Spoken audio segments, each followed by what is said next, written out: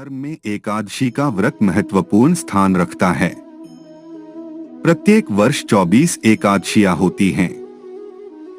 जब अधिक मास या मलमास आता है तब इनकी संख्या बढ़कर 26 हो जाती है।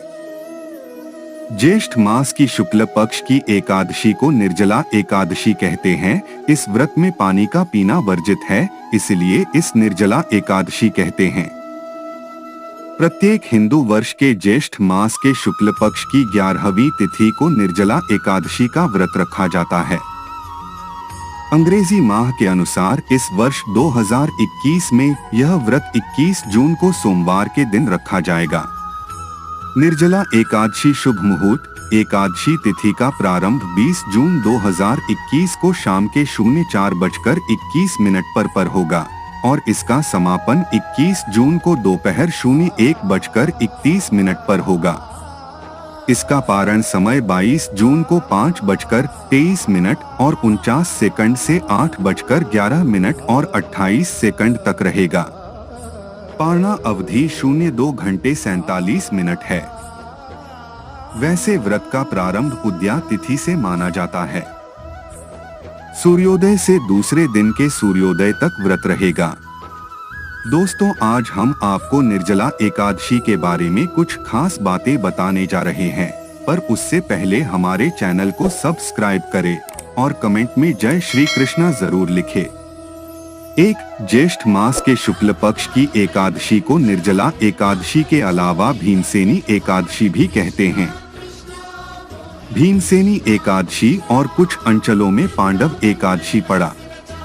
कुछ ग्रंथों में माघ शुक्ल एकादशी व कार्तिक शुक्ल एकादशी को भी भीमसेनी एकादशी का नाम दिया गया है, परंतु ज्यादातर विद्वान निर्जला एकादशी को ही भीमसेनी एकादशी के रूप में स्वीकार करते हैं। दो शास्त्रों में उल्लेखों के अनुसार मान्यता है कि पांडव पुत्र भीम के लिए कोई भी व्रत करना कठिन था, क्योंकि उनकी उदराग्नि कुछ ज्यादा प्रज्वलित थी और भूखे रहना उनके लिए संभव न था। मन से वे भी एकादशी व्रत करना चाहते थे। इस संबंध में भीम ने वेद व्यास व भीष्म पितामह से मार्गदर्शन लिया। दोनों ने ही भीम को आश्वस्त किया कि यदि वे वर्ष में सिर्फ निर्जला एकादशी का व्रत ही कर लें तो उन्हें सभी 24 एकादशियों, यदि अधिक मास हो तो 26 का फल मिलेगा।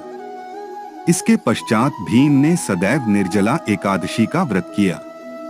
3 पद्म पुराण में निर्जला एकादशी व्रत द्वारा मनोरथ सिद्ध होने की बात कही गई है।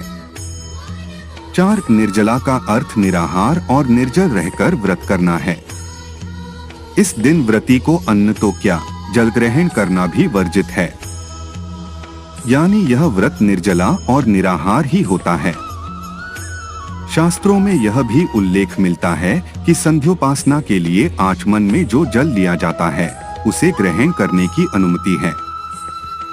5 निर्जला एकादशी व्रत पौराणिक युगीन ऋषि मुनियों द्वारा पंचतत्व के एक प्रमुख तत्व जल की महत्ता को निर्धारित करता है। पंचतत्वों की साधना को योग दर्शन में गंभीरता से बताया गया है। आठ साधक जब 5 तत्वों को अपने अनुकूल कर लेता है तो उसे न तो शारीरिक कष्ट होते हैं और न ही मानसिक पीड़ा। 6 इस एकादशी के व्रत को विधि पूर्वक करने से सभी एकादशियों के व्रत का फल मिलता है। 7 सूर्योदय से सूर्यास्त तक ही नहीं अपितु दूसरे दिन द्वादशी प्रारंभ होने के बाद ही व्रत का पारायण किया जाता है।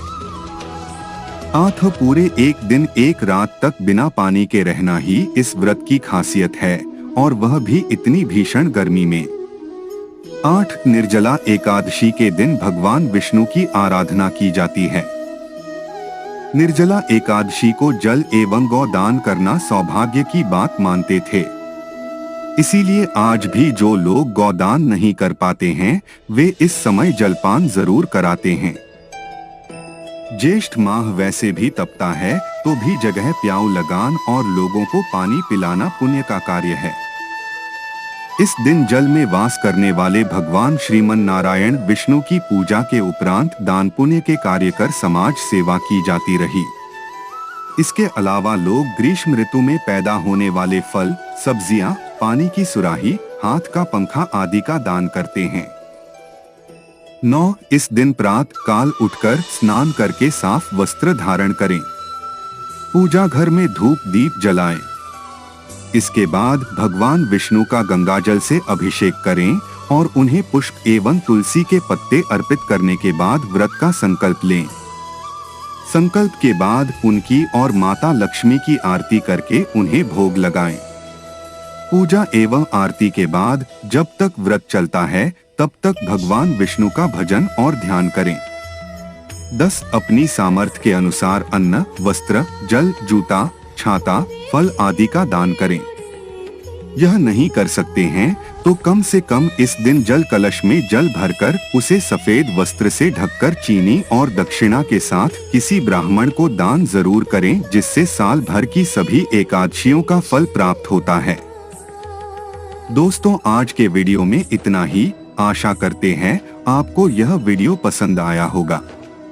अगर हाँ तो इसे लाइक, शेयर और सब्सक्राइब करें और कमेंट करके बताएं कि आप आगे किस टॉपिक पर वीडियो देखना चाहते हैं। धन्यवाद।